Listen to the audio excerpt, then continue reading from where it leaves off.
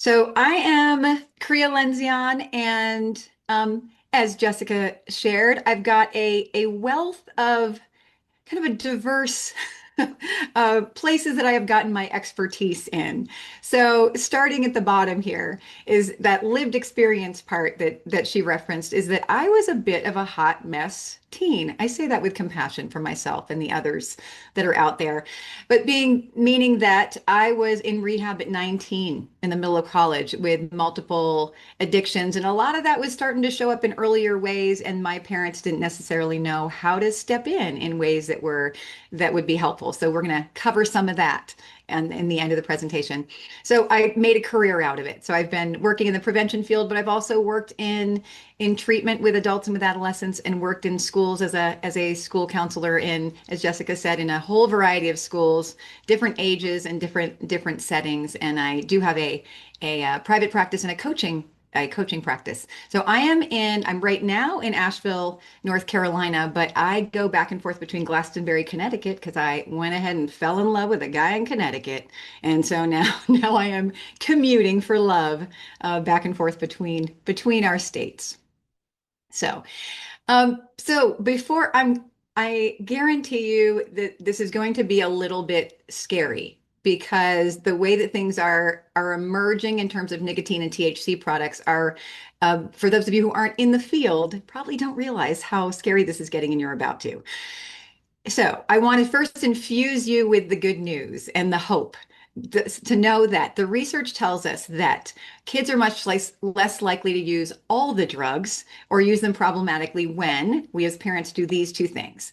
When we just have conversations with them about the risks of substances. And they've shown even one conversation makes a huge difference. That there was a study that showed with 12 to 17-year-olds that had one conversation about the risks of drugs, those kids used 80% less substances. So we're going to apply that to the substances we're talking about tonight as well. And when we as parents clearly communicate our disapproval of our kids using, that we don't want them to because of love and science, and we have a commitment to stepping in if they do, to take care of them. And so we're going to talk all about the skills to do that. So first, let's do a quick overview of adolescent brains, because it helps make sense of why vaping is so appealing to them and how it creates such its negative impacts, and informs kind of how the ways that we're going to both prevent and intervene in them using. So first of all, most of us know at this point that, that our brains are not done growing until mid to late 20s. So, if this is the brain, it's that the brain grows from the bottom to the top and the back to the front. And so this thinking brain that wraps around and this prefrontal cortex is the last thing to go. So at 18, they still have 20% of it left to grow. At 14, it's 30. And what's in that part of the brain is big picture thinking. So the ability to say, hey, if I make this choice, what could happen? How could my behavior affect other people? If I want to get from point A to point B, how do I get there? So planning, impulse control, emotional management, all of that is in that front part of the brain that is still very much in progress. And one of the results of that is believe it or not, they are hyper rational. And I want to insert this too, is that I have been a parent as well. I'm a parent of a 27-year-old, and I have two bonus kids that are 20 and 21. And we steered through some of the things we're going to talk about. I learned some of my expertise came from parenting them as well. Just a little insert, because I understand why it sounds nuts to think that they're hyper rational. But Dan Siegel, look him up if you're not familiar. He's a child development expert, but he calls it Russian roulette thinking, because they will look at the likelihood of getting caught or having negative consequences over the likelihood of experiencing something that they want from a choice. So when we're looking at vaping, they know that getting caught vaping in the bathroom at school or in the basement or in their room, is going to get them a bunch of crap that they don't want. But when they look at it, is they will say, is it more likely that I get belonging, or that my stress goes away, or that this is fun, or that I get busted and have these horrible consequences? And their brain usually chooses, the former. And dopamine is largely involved in this. And so dopamine is out of the 10 or 12, I believe, neurochemicals that our brain produces. Dopamine is the one related to reward and motivation. So when they do something that feels good, that produces a feeling they want, or takes away feelings that they don't want, right? So it takes away stress, takes away overwhelm, depression, anger, or gives them belonging and fun and excitement and confidence, right? That dopamine pops off. And they have, and then it tells their brain to like do that thing again and wires a connection that attaches those things together. They have a dip in dopamine in adolescence. So during an adolescence is that whole period from fifth grade to when they have the abundance of brain cells and they're starting to figure out how to make all those connections and pruning away by mid 20s is that's we refer to that as adolescence. So our kids have a dip in dopamine during middle school, high school, into college even. So they're craving these dopamine popping experiences, and when they pop off extra big. So the feel goods can feel extra good. Now, as I mentioned, is that there's a wiring process that happens then because they're like molding clay brains. I always tell them that it's like that model magic clay, that stuff you take out of the package and it's shapeable and then it hardens. Like our adult brains are the hardened brains and your brains are the model magic brains, right? So that the things that they do, if it works for them, the dopamine pops off, it goes cha-chonk, it forms a connection. If it fires, it wires. And that's why, they learn so much faster than we can. And then their feel bads can also feel extra bad. So their threat alarms in the middle of their brain, their amygdalas are extra reactive. So they over perceive things as threats, which is why they think that we are yelling at them when we just, gave them a look, right? And their stress hormones are extra responsive, and their reproductive hormones are taking them on a ride, right? All from puberty, through high school into college years. So they've got a lot to escape from and numb out and want to kind of turn down. And they do something that works and it attaches. So they're wired for habit forming like no other time. And that's the bad news and the good news. Because yes, if they try vaping and it works for them, then it's like, okay, now now we've got to face the fact that that connected. But we can also wire alternatives before they even go there that work better, that make vaping less attractive to start with. But even if our kid has started to go there, the good news is that they're still ripe for rewiring, right? And getting some alternatives in there. All right, so take the deep breath because this is where it's going to get a little bit scary. But remember, on the other side, we're going to talk about how we do have some power to be impactful with them. So let's start talking about nicotine. So there, all of us heard how cigarettes were horrible. We know that they kill you or hurt you if you use them, right? And so because of that, use of them has plummeted. It's half of what it was 15 years ago, even.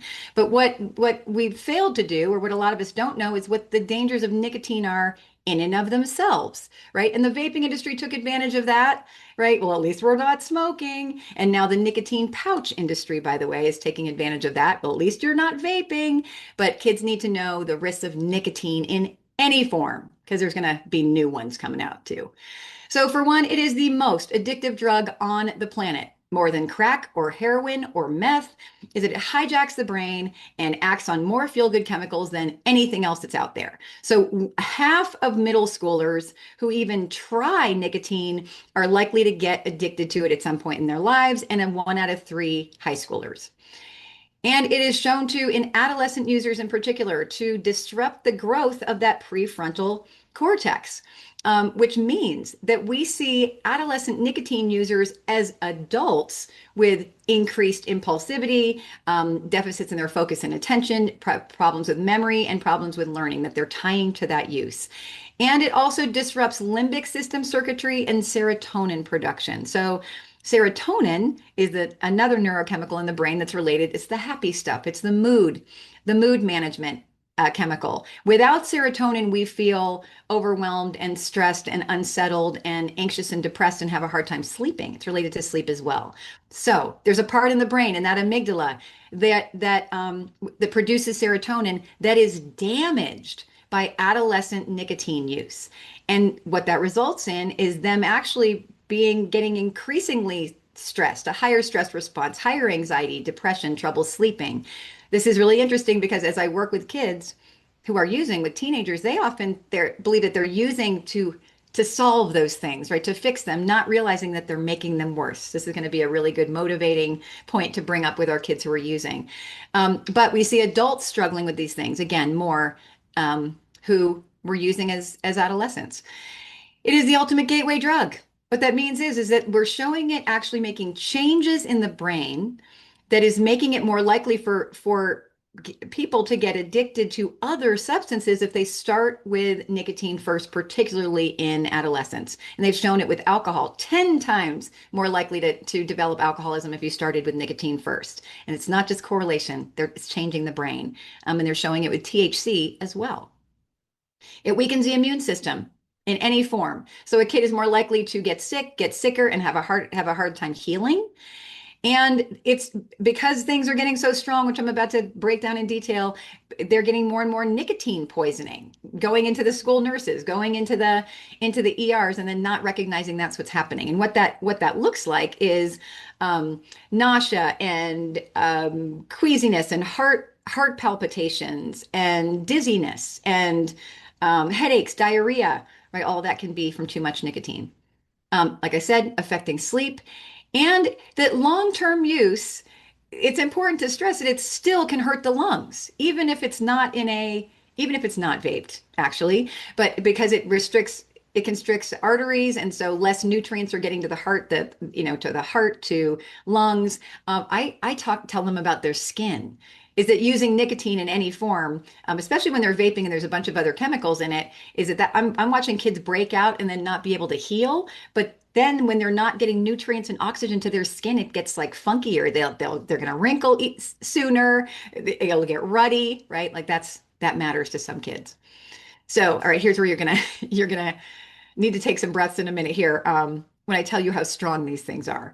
So for one, first, there's three kinds of devices. Is that we've got the upper left are these refillable tank devices, and which came along earlier in the industry, and these are the ones that produce the big fat clouds that kids will do vape tricks with that I'll tell you about in a minute. And then these pod devices in the lower right. So this is a Juul. It looks like a long flash drive, right? It's a rechargeable device, has refillable pods or cartridges of nicotine, or carts as they call them, that have the nicotine liquid in them with the different flavors. And then the disposables in the upper right and the lower left and the top middle there, that those are use and toss. And they're the most popular with youth, and they tend to be under $20, despite how much can be in there, how strong they can be. And just in case it matters to your kid, is by the way that these devices are unrecyclable plastic. They are toxic metals. They're filling landfills and damaging animal habitats, and that just might matter to your kid. So yes, read this number. So devices vary in their quantity of nicotine and in the strength of that nicotine, right? So while Juul started out, it was about 20 cigarettes worth of nicotine per pod.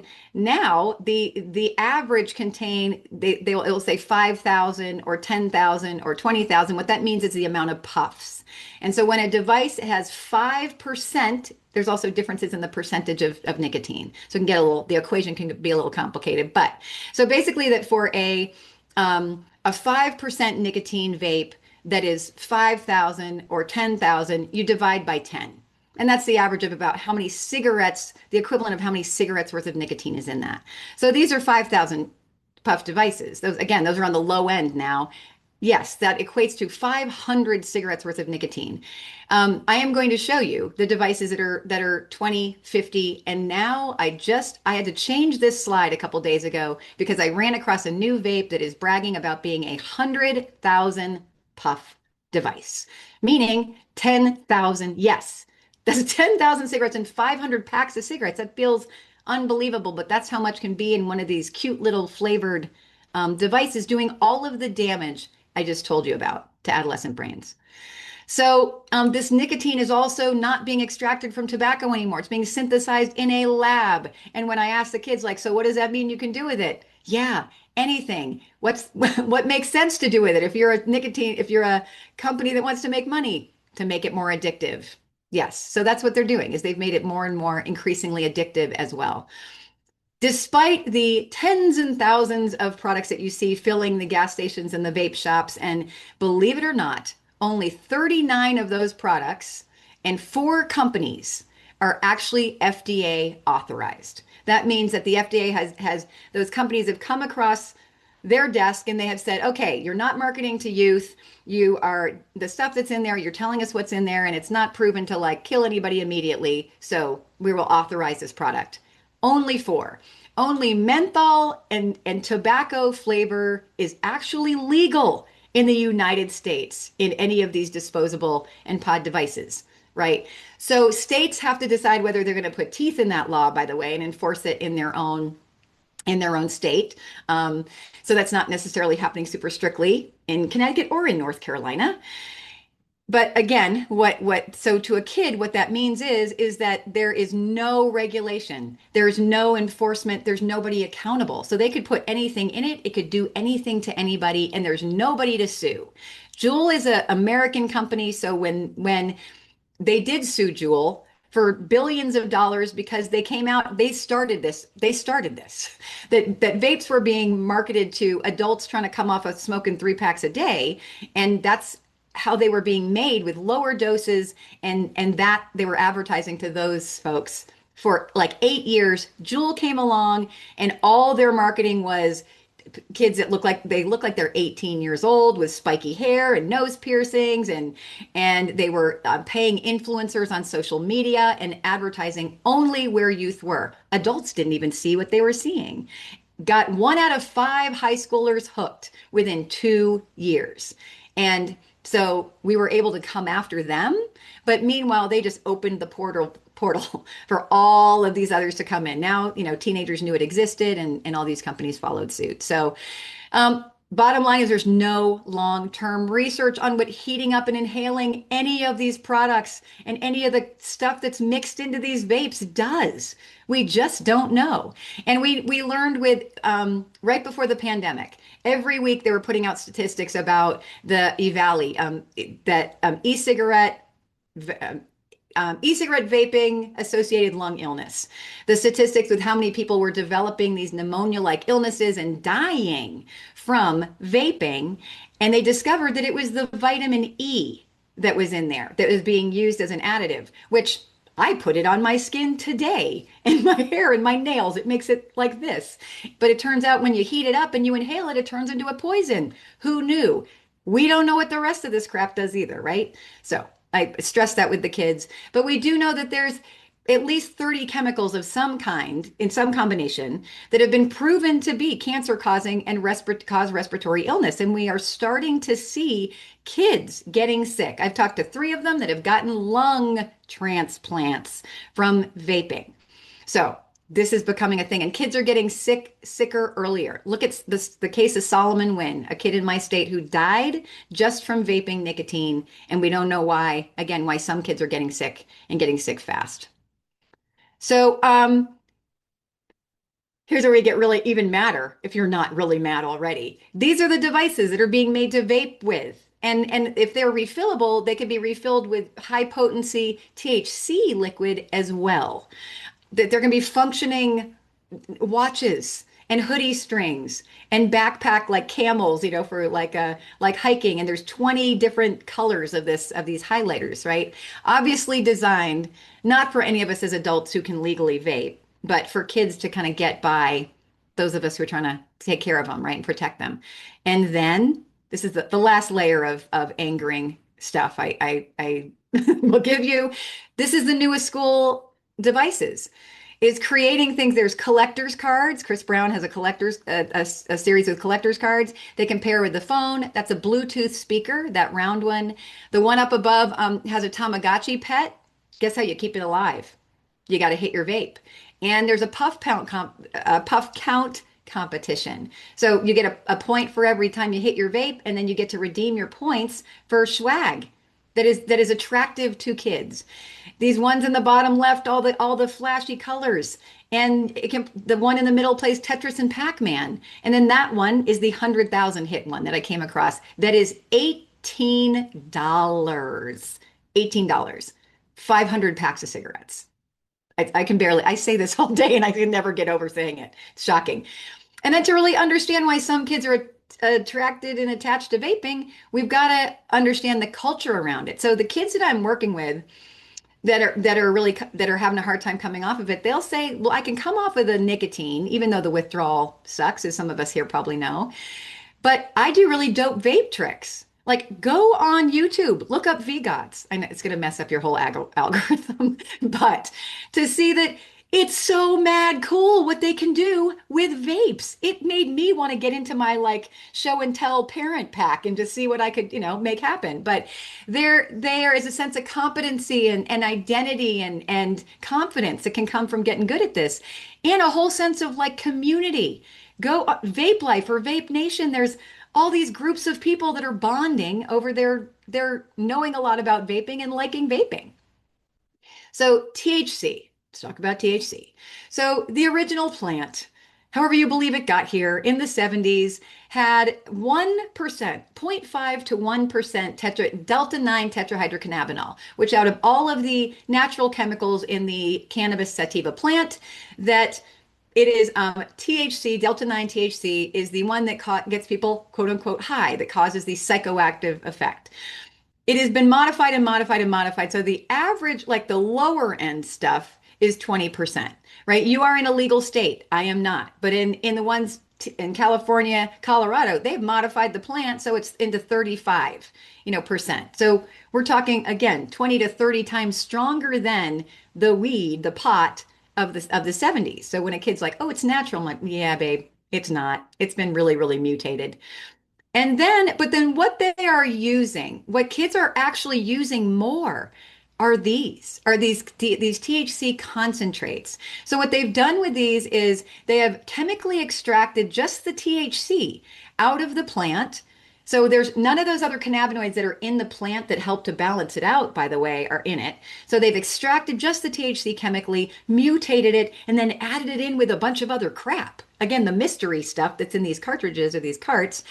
And or the dab, which looks like butter or wax or molasses or honey. It's a tiny amount of it, and then it is put in a device like a pen, as they'll call it, that can be vaporized, right? So both of these are vaporized, and they're more stealth, and they smell less, and they can come in flavors. All these cartridges can come in, all the flavors like nicotine vapes can too. So made very attractive to kids. But the important part to know is that they are starting at 50% in terms of their concentration, going into the 90s. So we're talking about a product that is potentially 90 times stronger than what pot was. Or even those of us that used in the 80s or the 90s, it was 5 to 8% THC compared to it being 10 times stronger. So it's not even close to the same stuff anymore. So here's what we're seeing as a result. Is that just the growing strength and accessibility and appeal is leading to increased addiction at all ages. So it is the number one substance bringing our young people, our high schoolers and middle schoolers and high schoolers and college age students into treatment. Right now, while middle school age, college, high school age, we're not seeing a big rise in use. It's kind of holding steady despite all of this.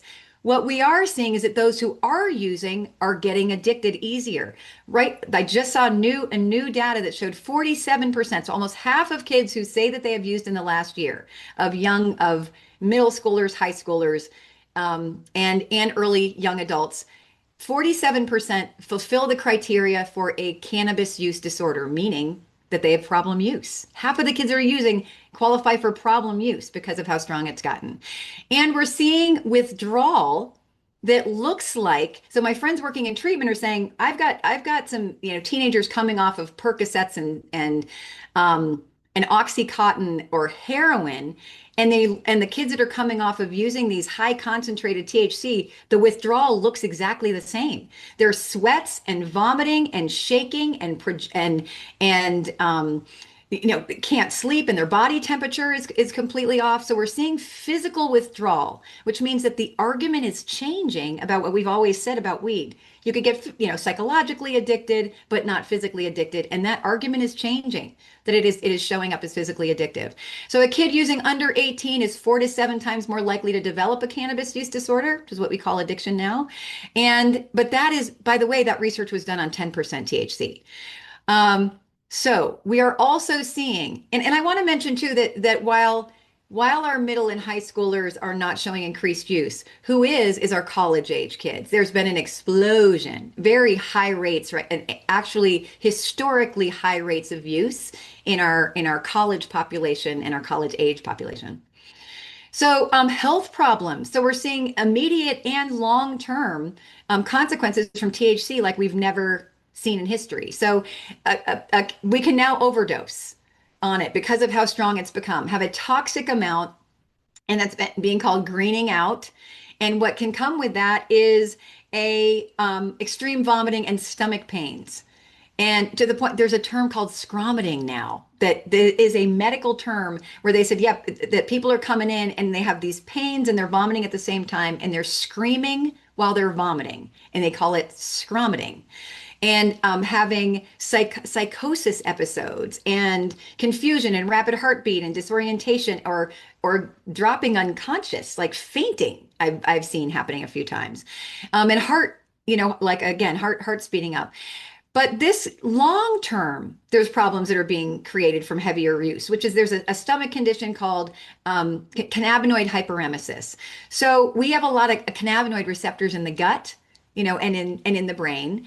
And so why it was medicinally prescribed, for years in lower doses, it would help with nausea and vomiting. And so people on medications or with conditions that cause them to be nauseous, it could suppress that. But because it's become this mutated substance, it isn't even close. Our body's not designed for what this has become, our brains or our bodies. So I'm working with 3 16-year-olds right now that have this stomach condition where they're nauseous, they're having trouble eating, they're having some pain in their stomach, and then they're thinking they're treating it while it's actually what is causing it. So and pain sensitivity. So again, it's been used to help with pain medicinally for years.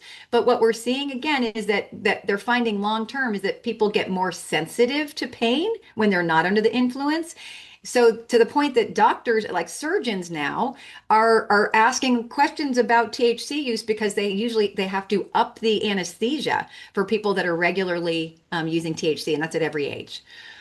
The mental health consequences, I can't stress this enough, and unfortunately, I am swimming in this a lot lately, is that while a kid can have a one-time psychosis episode, right? And they do know that if a kid has a psychotic episode from use, they are almost like 40+% more likely to develop a psychotic disorder, meaning schizophrenia or bipolar disorder. But we're seeing kids who are using being 11 times more likely to develop schizophrenia and bipolar with delusions, kind of with psychosis.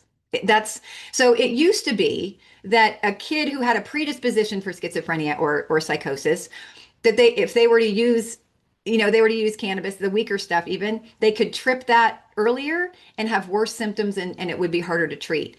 These are kids we're seeing now without any predisposition that are developing psychotic disorders, along with increasing depression, increasing anxiety. And it makes sense, a kid is already depressed or anxious, is more likely to use, they're more likely to then develop a dependency, but we're also seeing it worsening and causing depression. And I'm very conscientious of using that word. But because it also stunts the prefrontal cortex in significant ways, it is also stunting the development of emotional management. And what that means is that, I would work with 40 and 50-year-olds that started using at 14 and in treatment, and they were still having those like adolescent tantrums, like they didn't learn how to regulate their emotion. And amotivational syndrome is really a thing. That's that stereotype of just like the stoner sitting there, watching, just playing World of Warcraft and eating Cheetos just every day, all day, is that it really does do some damage to the dopamine system in the brain. That's a very simple way to put it. But that they've shown that the more a person uses, and this is at any age, the more they lose touch with goal attainment, kind of with their goals and their dreams and actually moving those things forward, and satisfaction with their life, actually. So cognitive impacts are significant. And we've known this for years, that kids that that are heavily using or regularly using, that there's a significant damage to memory centers in the brain that can be long lasting, that things don't log into long-term memory from short-term memory. But trouble with learning, with organizing information, and then all that frontal lobe stuff of big picture thinking, of having abstract and problem solving and planning. But this, I want to stress that this was done on 5 to 10% THC. If you Google, they've just started doing the research on what hitting a growing brain with 90% THC is doing. And it's not even, luckily I get to present with these people at conferences, so I've seen the raw data. It's not even released yet. It is as scary as you would think in terms of the impact that it's making on their brains, unfortunately. But what they also need to know is that because they have more receptors in their brain, cannabinoid receptors, that THC sticks longer. So for us as adults, say that we use, even though we may only feel high for a couple hours, we know that our big picture thinking, our motor coordination, response time, all of that is not actually on point for 24 hours. For a kid with all those cannabinoid receptors, they use on a Friday, they are not on point for that test on Tuesday, and they're actually not safe to drive the next day still, right? So that's a point we're going to use. But know that all these impacts are shown to be dose and age dependent. So the younger a kid goes there, the more they use them, the more likely they are to experience these things. These are just, again, some devices that this high concentrated THC comes in. The thing in the upper right that looks all space age is like a one hitter. They call it a nectar collector. Or a honey straw, but they can look just like THC vapes, so be hard to distinguish. And then don't be shocked, Snoop's got a line, right? But that all these in the middle that look like that are the cereal and the candy companies, they call them cereal and candy carts. Those are 100% bootleg. 100% bootleg, meaning that they are just made in garages and basements. So those are the ones that are most likely, by the way, to be laced with other things. The Delta, all these Delta 8, 9, THCA, this stuff is really, really confusing. The short version is that when the cannabis sativa plant, when it has more than 0.3% THC in it, the psychoactive cannabinoid, they call it marijuana, right? And then it has the laws around it and such.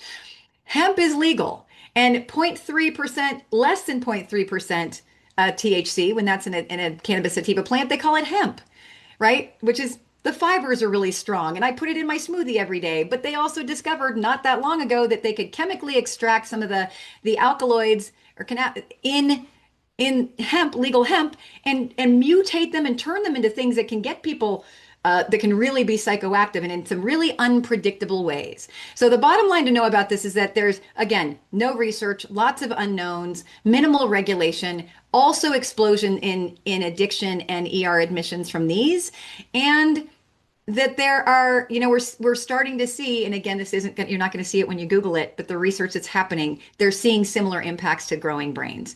So in Connecticut, it's supposed to be 21 and over and only in licensed dispensaries, but we know that that doesn't always happen. So the other things that can be in vapes are LSD, heroin, GHB, ketamine, PCP, and fentanyl. Ketamine and PCP are both hallucinogens, heavy duty hallucinogens. We all know what fentanyl is at this point.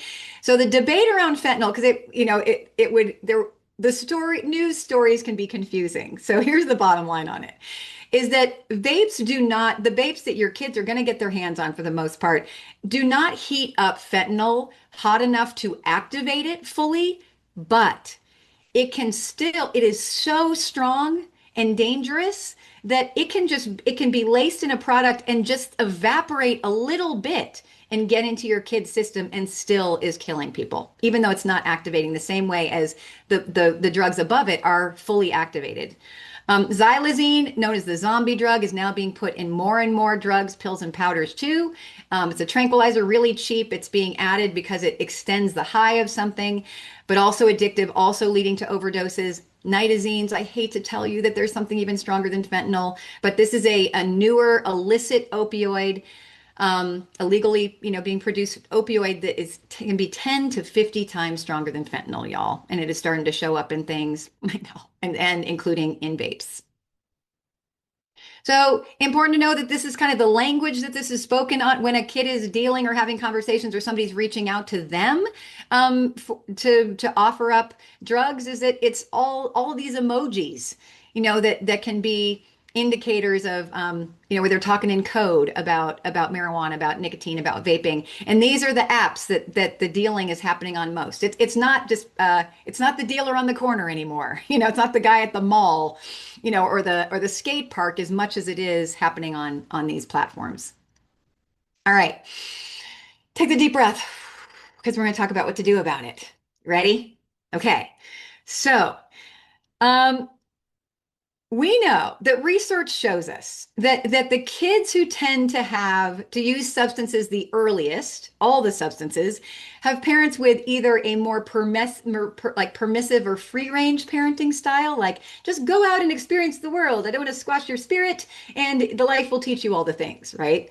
We have a lot of those where I am in Asheville. So there's less expectations and guidelines and supervision. But the more controlling, authoritative parents, as we call them, authoritarian parents, where kids are told what to do and when and how and who to be and what to think, that neither of these kids develop an actual, like an inner compass to steer themselves through all of this. So they tend to use heavier. So what we are aiming for is what I call the parenting tripod, is that we want to have a balance of these three things. So says all the research on what makes kids thrive and avoid self-destructiveness. So first, warmth. We say, all right, so because these substances are proven to be dangerous and unhealthy for you, and because I fiercely love you, you are the love of my life, I would send and take a bullet for you without flinching. I'm going to do all that I can to help you not get hurt by them. Right. So again, it's just science and love. So every expectation and consequence and intervention is we're going to just saturate it in love and openly communicate that as being behind it all. And we say, so now the firmness, right? This means that we're going to set and maintain some expectations because we want you to be healthy and safe and responsible with your choices around these substances, right? So we are going to have these expectations, and then we're going to step in if you're struggling to stay healthy, safe, and responsible to help you figure out how to do that. And we're going to do that consistently. We're going to follow through. We're going to say we're going to do what we say, so you trust us and feel safe with that and have unwavering, dedication to this. So, and we know again that kids use way less when those expectations have been communicated. And then, but then it's crucial that we follow through, right? But then we don't expect them to figure that out on their own, right? Then we provide the support. So this is the scaffolding of the supervision, of the guidance, of that baby steps of like, okay, first we're going to be, and I love talking about this with phones and technology, by the way, which overlap, as I just showed you, with substance use. But saying that, so we are going to be I'm going to be kind of up in your grill a little bit. I'm going to be over your shoulder a little bit, but the more you show that you can handle and you're steering through life well and handling these situations, I'm going to back up more and more, right? So we're providing them with coaching at how to do that and talking about how to navigate tough experiences and peer pressures, and we're going to talk more about that coming up. And then when we do step in, if our kid is using, just dismissing it, now hopefully you won't just dismiss it as like, oh, it's normal, they all go there. Because we even know that even alcohol is actually one of the most toxic things they can put in their brain that can actually really damage their brain. So we want to be stepping in if they're using substances. So we're going to create consequences that are related to what they're doing and that are designed to help teach them what they don't know yet and support them in learning the skills, right, to navigate things better. And I'm going to get into that more later. So this can be the tricky part, y'all, is our own modeling. And so this means I am not judging anyone that is a user, of nicotine or of cannabis. But now that we talked about the brain science and how what they are exposed to and listening to and watching, because what fires wires, again, what they're experiencing is hardwiring unconsciously attitudes for them and beliefs and kind of decisions about it that they're not even conscious of yet. So when they watch us use, they're wiring together. Oh, when dad is stressed, he picks up weed and then he seems to be in a better mood. right? Is that there's cannabis or there's nicotine or, this does apply to alcohol as well. It kind of, for kids, they if they see it going down with alcohol and that's okay, they will generalize that to other substances too. But so we want to just be thinking about what are they wiring about what we are showing them about use, how we are talking about use. Are we joking about it? Right? Are we telling stories about our youth and how fun it was to use? That is really intensely wiring for them. We're going to talk more about that in a minute too. So, but we also want to highlight, remember, if they're wiring everything, they're also wiring the alternatives. So when we can show them that we have really fulfilling like friendships and we have a lot of fun and we can be pretty crazy and we have all these ways to handle our stress that are completely substance free, that wires for them as well. Share those things, engage our kids in those things. And if you are a user, it's really important that you kind of name that out loud instead of just expect them to make some sense out of that that's healthy. So to say like, hey, yes, I use this. It's legal for me. I have a grown brain. Here's how I use it. I'm actually conscientious about it in this, and this way. And I don't cross these lines and here's how I'm responsible. Yeah, and again, this is with my grown brain because it's different for your brain, right? Or if it's a problem, like, yeah, I use nicotine. And I really wish I didn't know what you're learning now. I got hooked really young, and now it's really, really hard to come off of, and I don't want you to go through this, right? Those are some ways that can be really powerful to talk about that. But again, if we're being consistent and we're supporting them being safe and being healthy, it doesn't make sense to have them use at home. And I know, I understand the rationale. I empathize with that, right? To say like, well, I'd rather my kid use in the home than use out there at the party and then drive home or have something go wrong. Like, let's have them do that safe, here. A couple of problems with that. One is that it's been shown very clearly with alcohol, so we can assume that this is true for other substances, that the more that a kid uses in the home, the more likely they are to use outside the home and into adulthood. The other thing is that that's a very mixed message. If we want to be consistent and have them trust our messaging of, hey, it's just science and love, the things that are shown to be harmful for you, we have guidelines and expectations, and we're going to, have some rules and some force fields, that we put around things for you. So again, screens as well. So if we're not following through with substances, they're not going to be able to. If we have a mixed message about these substances, they're going to be confused about all the other ones. That's a short version. But also just no liability. Like that will lead to that adults who care about your kid may have the legal responsibility to call Child Protective Services. That can become a legal thing for you. I have seen really good parents with really good intentions have to go in front of courts and and I've also had them be liable, unfortunately, if something goes down, not just with your kid, but somebody else's kid at your house or after they leave your house, and seen horrible things. Single parents put in prison because a kid that got, this is with alcohol, but would apply to weed as well, who got drunk and wandered off in the middle of the night and froze to death at 16, when a parent was just trying to like keep them safe in the home. So just, be aware of that. So this is all adolescents need these 6 things. And this is going to help us with both prevention and with stepping in. Is they, like I said, they've got a dip in dopamine, so they're craving like thrilling, new, novel experiences, right? They need like challenges to overcome that feel kind of scary and anxiety producing, but then they go, oh my gosh, I slayed it, I did it, right? They need those experiences.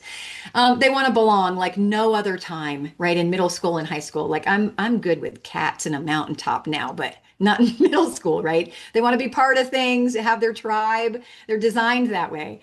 And then they've been controlled so far every minute of their lives, so they feel. So then they're just dying to feel like grown up and have some sense of control, right? And some choices in their lives. And then they're just trying to figure out who they are and like have some sense of worth and then like that person and feel like they're good at something and then to not be distressed. And thanks to the way that these things, that's a whole other presentation, y'all, but have interwoven is that we have a whole generation of kids that is particularly intolerant of distress. Again, we'll save that for another presentation. But so these all make sense, right? And these are the reasons why kids use nicotine and why they use cannabis. So we can understand why they would go there. But so if we're looking at prevention, is the thing is kids they're going to use what's convenient and what works to fulfill these needs. I grew up in middle and high school over a bar and a restaurant. Literally, my mom owned a bar and a restaurant underneath us.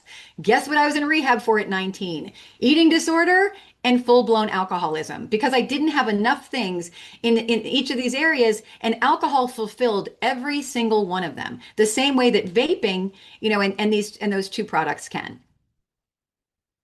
So this is just a little worksheet I developed, and so in the end, I should have told you this in the beginning, is that only feel like you got to take notes on the things that you're not seeing. I know you're far in, but I'm going to put I'm sending you to a vortex of resources that are going to be really helpful for you. And give me 15 minutes after we're done. I'm going to drop the PDF of the slides in there as well. But one of the things that I'll make sure is in there is this. It's just a little worksheet, but I've seen families do this for like family meetings and just talk about like, hey kids, like what are the ways that you have of meeting these needs? What are the ways that what do we still need? How can we help you with this? But opening up however you do it, a conversation that says, well, what reasons do you see kids vaping for? And they'll bring up one of these. And then we say, well, how have you seen it backfiring for anybody yet? Because the bottom line of addiction is what starts to happen is that the reason why kids went there starts to turn on them, right? They wanted to belong, so they started to use, and now they've got a reputation, right? Or they wanted to not feel stressed, and now they're feeling more stressed, or they're feeling worse about themselves, right? Etc. So helping to highlight that, yeah, the kids that you see using and it's working for them, it's not going to stay that way, right? If they keep on doing it. And then again, asking our kid, like, so what are the ways that you have of fulfilling these? And what do you need more of? And how can I help you, as your parent to do that? So here's how we have these conversations. This, I think, is the like richest part of this whole thing is. So first we establish the almighty family communication equation. And so what this means is that we say, all right, so I know that you think that I just kind of get off on controlling you and sucking all the joy out of your life, that I have nothing better to do with my time and my energy. Here's the truth, babe, is that actually, for one, we have the same goal, which is for you to get increasing freedom and independence and like unfurl your wings and thrive out there in the world. And the truth is that it's exhausting to supervise and monitor and worry about you. So I can't wait to do that and to back off. So let's all help you get there. But the deal is that if you're going to get that freedom, I have to trust what kind of decisions you are going to make, that you're likely to make no matter where you are and what's going down and who is there. And because there's all these scary things out there, it's not just that I'm afraid of your decision making, there's just a lot of scary things out there. So I need to know how you're going to steer through it. And the only way to do that is if we're in open communication about it, right? I need to know where your head's at. I need to know what you think about these substances, what you know, what your lines are for yourself, your guidelines for yourself, regardless of whether we're watching you or not, right? What do you think a problem looks like? How do you handle, like, what are you having to steer through and how are you doing it? So that telling me that is gonna help things actually. So we use open-ended questions to do that. If you didn't notice my examples, they all start with what or how, right? Not like, was the party fun or any of your friends vaping? Because what are they gonna what are they gonna give us? We're gonna get a no, yes, meh. That's actually a word, by the way. MEH. Period. Meh. So we're inviting them to conversation when we say, so how was the party? What were the highlights? What was cringy about it, right? So what opportunities are you coming across to vape in your world? What are you seeing? What do you think about the laws around vaping? So all of those, but just use the what's. And sometimes it can be a little less threatening to kind of go in by talking about others. So not like, what do you think and what are you seeing, but like, what does it look like when somebody's got a problem? What are you seeing happen around you? What are the attitudes, and the trends? And why are kids going there, right? How do people respond when somebody turns down use, right? So that again, you're talking about others to kind of Trojan horse and sneak in other conversations. But y'all, we're bad at this. So say kids every single day is that we can ask all these questions, and if they actually open up to us, then we got to shut our traps and listen. So aim for an 80-20, and that's 80 them and 20 you. If you're talking more than 50% of the time, you're probably not having a conversation or a dialogue. You're probably trying to be funny or prove how right you are and how wrong they are, or teach them all the things, impart all of your wisdom, or grandstand or tell your stories, right? All those things, right? None of them are you. Remember, the aim is you need to know what their world, their internal and their external worlds entail if you're going to help them steer through all of this. So the other part that's hard is then we have to check our reactivity. Because when our kid says, especially after you've gotten all this information, and they say like, oh, vaping's not a big deal. Everybody's doing it. Everybody's fine. Look at Snoop. He's got like a millionaire. He vapes and smokes weed all day long. We want to be like, are you effing kidding me? And shake them and be sarcastic or and we have to take that deep breath and remember, okay, why do I care about this? Right, because I love the heck out of my kid.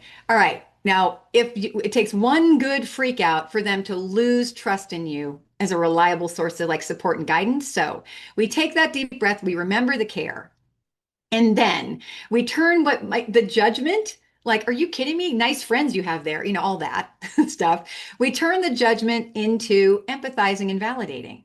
So what that means is, what that sounds like is we put ourselves in their place, not as us, as them. Because even saying like, oh, well, I was your age once. No, we were 14. We weren't 14 in 2026 with social media and with all of these products that are out there and with the way that they've targeted kids. We weren't. So we can say, I can understand why you'd see it that way.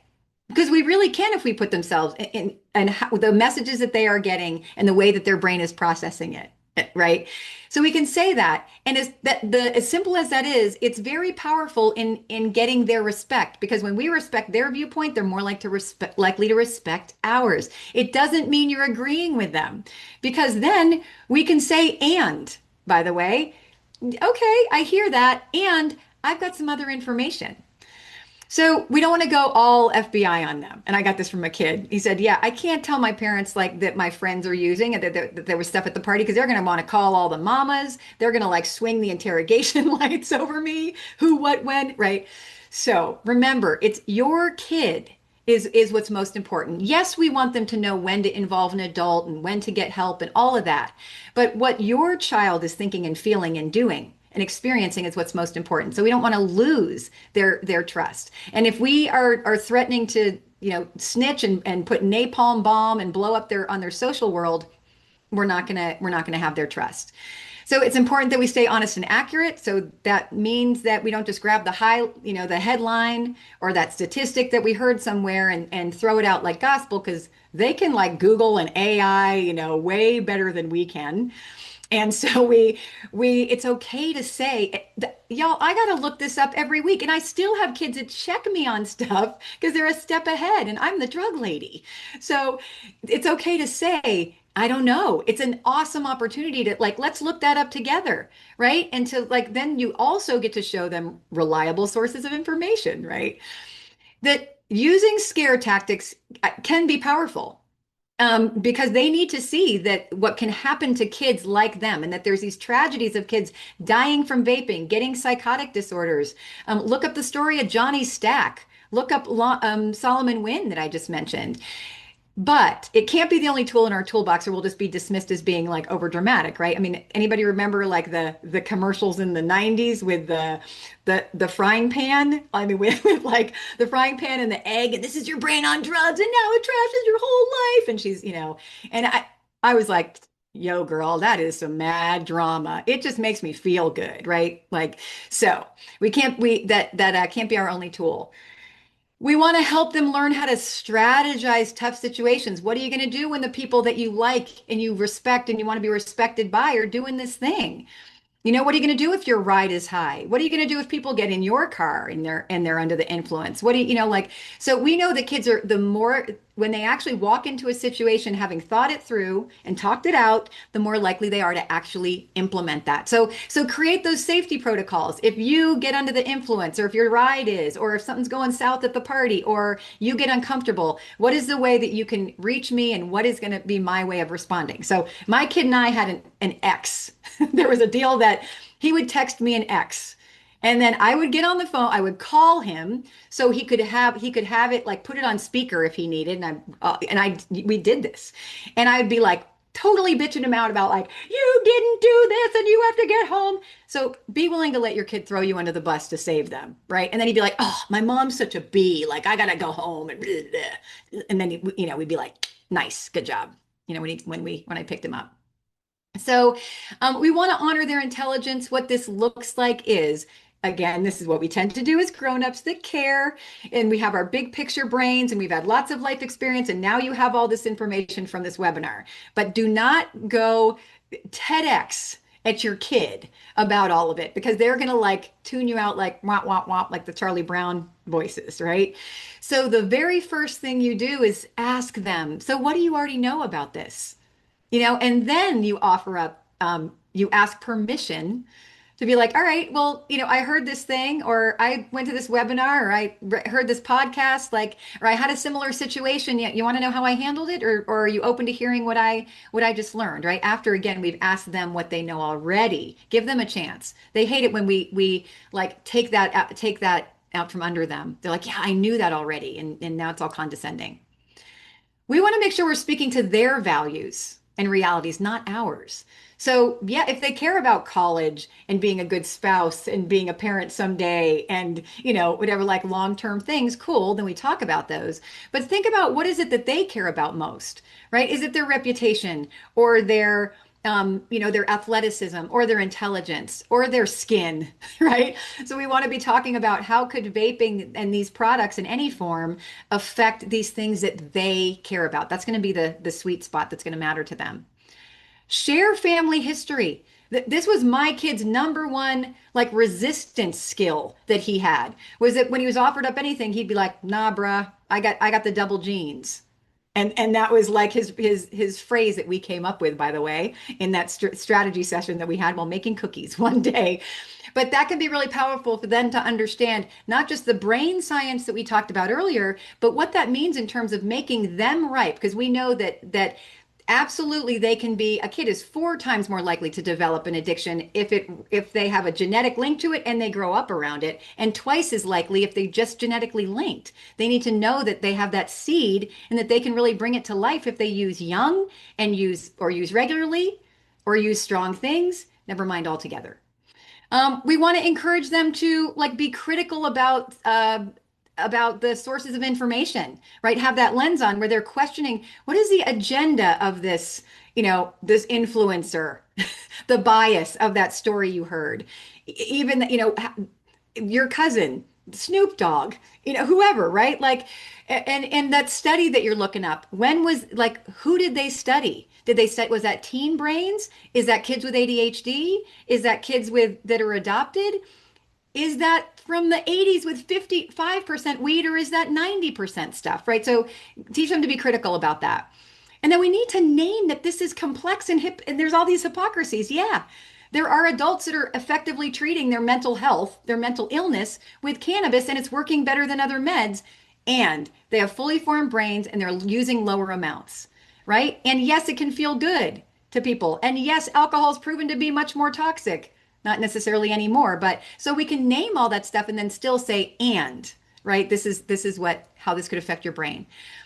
Having these everyday moment conversations. So instead of the big talk, we want to be weaving this in like this is just our family norm that we have these conversations about this and all the other cringy, things out there. But all of those news stories, the bulletin boards, the billboards, the Super Bowl ads, for substances, the gas station ad, like remember that they're wiring what they're seeing. So without us helping them disassemble that and make healthy sense of it, sorry, it's my alarm in the background, that they're going to make meaning of that all on their own. So we want to make sure, if we don't bring it up, they are perceiving in their adolescent brains as my parent doesn't really care about that, or it's not that big of a deal. That's how that registers for them. So we want to use those as springboards for conversation. And I love this, the drive-by rule, which is like under 5 minutes when you're not looking at each other as much as possible is one of my favorites. I'm over time. I am going to keep going if that's okay, Jessica. And I've got about 15 minutes of material left, or 10. Can I take 10 more minutes? That's fine. Okay. And if you have to go, you can go. It's going to be recorded and you can catch the end later, but I'm going to keep on going with the with these parts of things. So we then want to that we tend to focus on like here's all the reasons why not to use, here's all the bad stuff that can happen. Yes, that can be powerful, but what would have made a difference to me was, and what finally made a difference to me at 19 was that I saw people that were living without it, that were having so much like joy and pleasure, and they were wild and crazy, and they were connected to their friends, and they felt really good about themselves. And that's what attracted me to not using, not just what it was doing to me. So to be able to focus on like, hey, if like there is nothing like real joy and real connection, real fun, like really accomplishing things, not accomplishing it because you were high or under the influence of something at the same time. It feels so satisfying and good. You know, this idea of like I told a group of eighth graders today that I taught, I was like, first say no. Go into high school and experiment with saying no first and see how the party is and see how you connect with your friends and what kind of fun it is. Like see what happens before you consider saying yes.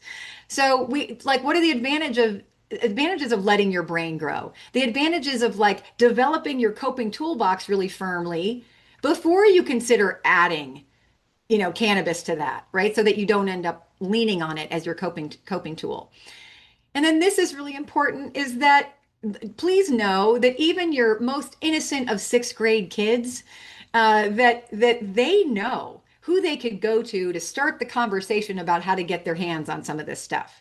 They could be used that in a lot of our schools, there are kids using all throughout the day, and our kids could be going there if they wanted to. And the vast majority of them are not. They're making, even the ones who are using, could be using more. So they are making constant good decisions. So please make sure this is your homework assignment tonight is that you check in with your kid and you say, wow, I learned all this stuff and there's so much that is pushing and pulling on you. I am so proud of the fact that you are steering through this the way that you are given everything that, that you could be doing. Make sure you do that. I don't know how many of you are parents of elementary kids, but what I just want to say is that they are seeing it. So yes, we have to talk about it, right? Because they are, again, they're stopping it for gas and seeing the things in the window. They're seeing the billboards. So they are, again, wiring those attitudes. So we do need to get in there and talk about, hey, just do you know what that is? And if not, like here's what to know about it and why this can be unhealthy for you. But just know also that if you talk about anything that they're putting in their body and doing it to their body and respecting themselves, that's going to translate into a drug conversation at some point, even if it doesn't seem relevant yet. And teaching them to recognize what's that feeling in the gut when something feels like it's unhealthy or dangerous or wrong, and that you can explain addiction, particularly to nicotine, as a spell. Is that it's kind of like this is what I did with my kid when he was 3 and 4 and grandma was smoking. He couldn't make sense of it. I'm like, yeah, you know what? She tried this stuff when she was young. And it's like a spell. It takes over your brain. And it's really hard to break the spell. And that when somebody is gets addicted to stuff, they stop caring about the same things. And it changes how they treat people and the choices that they make. But please don't say it's a grown-up activity or an adult activity because for one, we don't want to set the stage that they expect to do it when they're older because again, we want them to ideally have a lot of life without it. And what do they like to play more than anything else, right? Is grown-ups. So we say that it's bad for kids' bodies and brains. And just remember that even if your kid doesn't attach to it and say, like, start the conversation at any age, even if they roll their eyes and they're like, ugh, mom, you're so cringy, whatever, that you have just established yourself as a safe person, a willing person, right? A available person to have these conversations with and that you care about them, right? So that still is doing something more than it might look. Keep doing it. Keep doing it. So we want to have these are really rich, valuable questions. We know that the more that a kid is clear on their values and their goals, like who they believe in being and what they want for themselves, and it's on the front burner of their brain, and we keep checking in on that and helping them check in on it, the more likely they're to sift every decision they make through those things, through that filter of like, who do I befriend? What classes do I take? Do I start having sex? Do I do these drugs? If they filter it through like, well, how could this conflict with who I believe in being and what I want for myself? Like that's the gold, right? That's when it's really gonna make matter.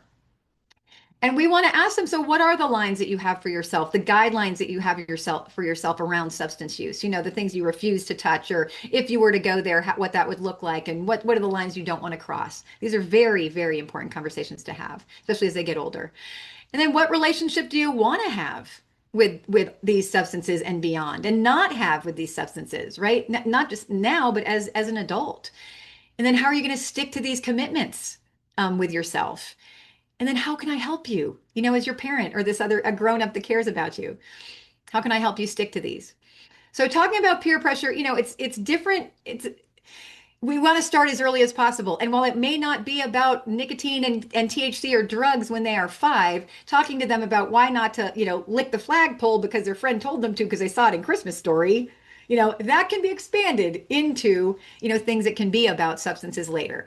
But again, don't do the grown-up thing that we do, which is assume that we know what peer pressure is. It is not the after-school special version. If anybody remembers that, of like the guy against the chain link fence, when the kids are walking home from school, like, hey kid, you want some drugs? Or the circling around them saying, do it or you're a dork, man.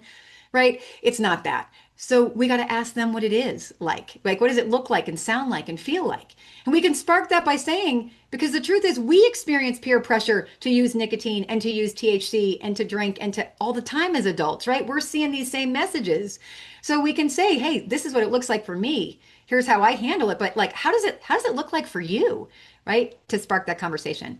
Then we can help them strategize, but only remember after you ask for permission. Like, I got some ideas, or are you open to hearing these, or you want to brainstorm some ideas with me? Don't make them role play unless they want to, by the way. But sometimes having scripts can help them.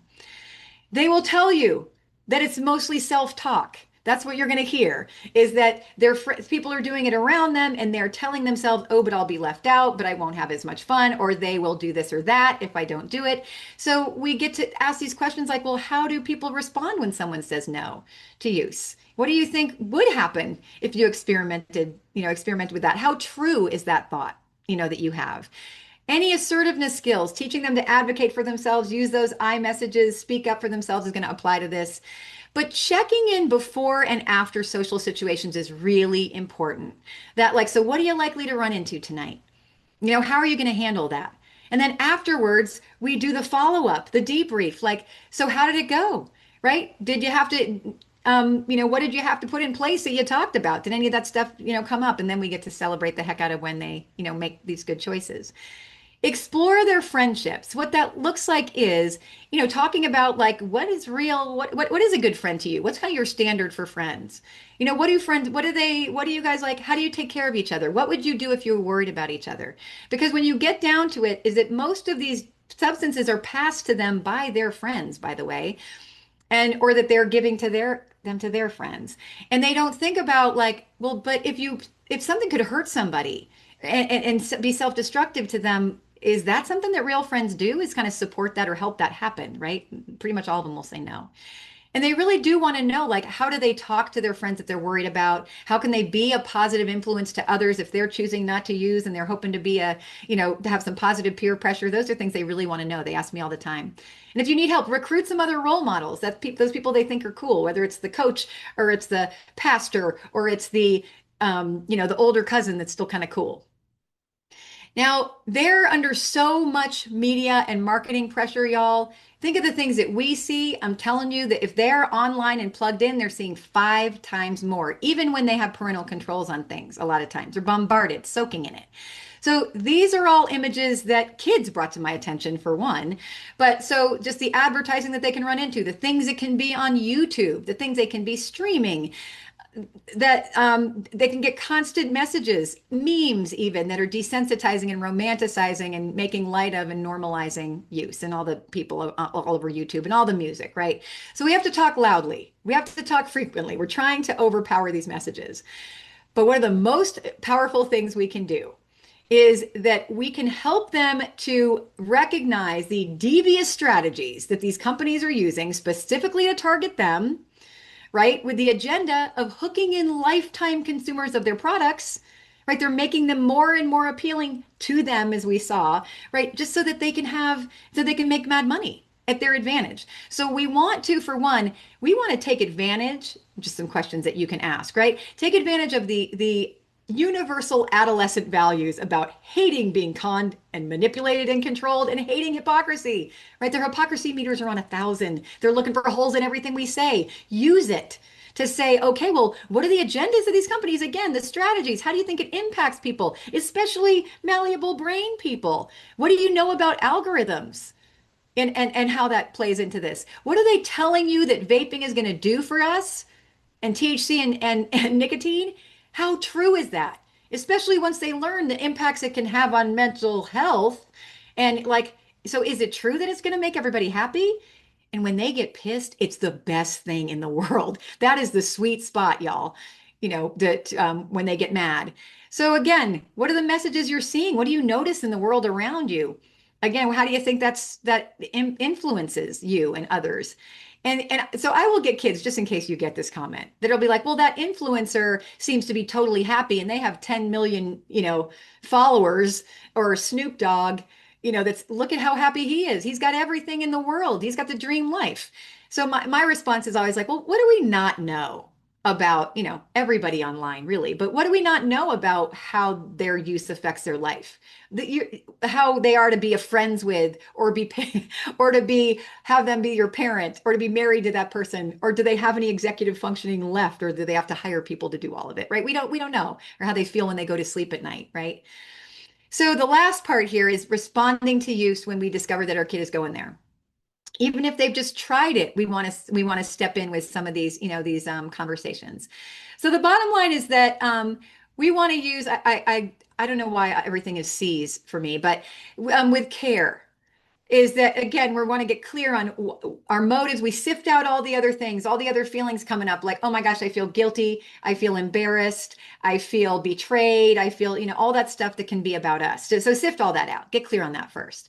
But then we get clear, why do I care about this? Oh, right, because I love the hell out of my child, right? And why does this matter? Underneath all of it is just love. Then there's fear over that, and then all these other feelings, right? So we burrow down to the care. And then we got to stay calm. Like, so that means that the timing matters. We don't approach our kid when they're under the influence. We don't approach them when they're escalated or we're escalated. That doesn't mean, so that can sound like, hey, so because I love you so much, this is a really important conversation, but I want to make sure we're both in a place that we can hear each other. And I want to make sure I can be the most helpful. So I've got a lot of feelings because I love you so much about this. So, do you want to talk about this in like 4 hours or tomorrow morning? Right. So it's not negotiable, but when can be. And then the curiosity is crucial. If we are just lecturing at them, we're missing what we need, which is we need to understand why they're using those 6 needs I talked about. What are they trying to feel or trying to not feel, and experience? Because then we can come in with the strategies to really address it. We also, another C that's not in here is we want to confront them with facts versus assumptions or judgments. So, hey, when you were at dinner, your eyes were bloodshot and not open all the way, and you were laughing at absolutely everything. I'm wondering if you were under the influence, right? Versus like you were so freaking high AF at the table tonight. Like that's going to spark up defensiveness. And then we get collaborative. So instead of doing stuff to them, right, or for them, which we do all the time, we want to include them in that. So we want to be talking again about, we go back to those values and goals conversations. So how is your use conflicting with the things that you care about? Your sports, your social relationships, your trust with us, your influencing your younger sibling, etc. Are these things that you want, you getting into going to college or being a lawyer or whatever, right? So how does this conflict for you, or how could it if you keep on doing this, given what we know about these substances? And then we want to discuss like we're going back to the peer pressure conversation, discussing those strategies about how are you going to go into with these same people in these same situations and not use, right? How are you going to navigate that? And again, get help with that conversation if you need to from others. But we want to, then we put in constructive consequences, meaning we don't just take the phone because we know that that's going to sting, but we're aiming for 3 things. We want them to learn, repair, and change. So what is it going to take for them to learn what they need to repair any damage they've done, which might be that their younger sibling now knows that they're using, and that their younger sibling is now 6 times more likely to use, by the way, because they know their older sibling is using. So instead of bringing down the hammer, think of it as like bringing in the wrench, right? We want to kind of solve the problem. And then our commitment, we say we're gonna keep on staying up, responding to this. We are going to help you stay healthy, safe, and responsible, whatever that takes. And so in your slide deck, by the way, I have a slide that I'm not showing you that is a more elaborate, basically what I just said is a more elaborate description of this. So there's some slides that I've hidden that you'll get to see. But the last thing for you to know is kind of when is it crossed the line? Where it's not just experimentation, where it's actually a use disorder. This is something that might need some more intensive intervention, like, bringing in a counselor or a cessation group, or in a worst case scenario, going to treatment, to more intensive treatment. So for one, what I always say is that if it's creating problems, then it's problem use, right? It's not responsible and healthy anymore. But it's kind of next level, and this is an easy way to describe it to your kids, the 4 C's, but is that if they're continuing to use despite the negative consequences that are happening, it's creating problems and they're still continuing to do it anyway. Or they're taking these risks to drive while they're high and they know that that could be a horrible consequence, but they keep on doing it anyway, even though they're aware of the risks. So even if they haven't gotten busted, that's still right. That still qualifies as a dangerous sign. Loss of control is the second C. So this looks like a kid cannot stick to those limits that they set for themselves. If they say, well, I'm only going to do this on the weekends. I'm not going to vape at school. I'm only going to hit it once. I'm not going to use, at whatever, with my, definitely not with my siblings. And then they do it anyway, right? And or they go overboard, of what they plan for themselves. They can't keep their limits or predict what kind of decisions they're going to make or who they're going to become, when they start to use this substance. They start to orbit their life around it more and more. It becomes the center of their life. It's taking up more and more time, head space, emotional space, planning it, acquiring it, doing it, cleaning up after it, recovering, all of that, covering their tracks, and they are sneaking around and doing it more, or their friends are changing because they don't want to be around they're choosing the friends that are doing it or okay with it, right? Their activities are, I've seen kids blowing off sports because they don't want to, they want to go to the skate park where kids are vaping instead. When it becomes the only tool in their toolbox. I think I mentioned this before. So it is the thing that they lean on for, oh, this is what I go to for my anger, for my stress, for when I'm self-conscious, for my depression. Like the one thing, it works. So it's the one thing I'm using. Then we know they're not developing all the other things they need to. And then when we see tolerance and withdrawal. So this looks like they need more and more of the substance to get the same feeling from it, which belong, both nicotine and THC can do this. They need stronger and stronger amounts or to use more often. And withdrawal is both kind of physical and psychological, right? So there can be the like, oh, when I don't have it, I feel really antsy. I'm used to using, I'm used to sneaking out of class or vaping when I get in the car or, or whatever. But that physical withdrawal of coming off of nicotine where it's full body aches and it is I'm exhausted and lethargic and mood swing. I'm agitated and now I'm sad and now I'm anxious, but I can't really get deep sleep. And then with THC, we're seeing all those physical withdrawals that I mentioned before. So know that there's some apps and some online programs that are designed specifically for nicotine that you could plug your kid into if they're using. And some of these involve having real live people on the other end and getting coaching and inspiration and even getting connected with like cessation with nicotine replacement therapy. Connecticut does have commit to quit, and then the other ones are national. But so these are some handouts that are in, just so you know what they are, in your toolkit. I'm giving you the Grown-Up's Guide to the Adolescent Brain and How to Parent It, the 10 skills for becoming a teen communication Jedi, and you'll recognize some of the things we talked about tonight, and then a whole guide for how to have these conversations about all the drugs with our kids that are impactful, and then how to respond when you discover your kid using, just kind of summarizing what we just talked about. And then this document is golden as well. So this is what I use with my coaching clients, and I am available for coaching, just FYI, but is that I'm handing this to you, which is that you sit down with your kid and you have this conversation about like, okay, so what are the kid says, what is my guidelines for myself? What am I going to do to prove myself to my parents? what do I need from you in order for me to be open about all of this stuff? And then the parents are like, okay, well, here's what we commit to doing to make ourselves trustworthy to talk about. Here's the expectations we have of you around that, right? It's just creating this like mutual trust agreement and a contract of sorts. So there we go. And Fini. So I am on all the social media outlets at Kriya Counselor, everything but X. And I do a lot of content, video content on there as well. And then here is the QR code or the link, Kriya's parenting handouts that will lead you to. I don't know if you want to throw that in the chat, perhaps. That will lead you to that resource portal that I shared that have a bunch of handouts for you. And like I said, I'm going to throw the PDF of the slides in there. But on my website, I've got curated, constantly updated resources on substance use, adolescent brains, and screen health as well, by the way. But feel free to sign up for my newsletter. It's rare and I'm really valuable with it. Like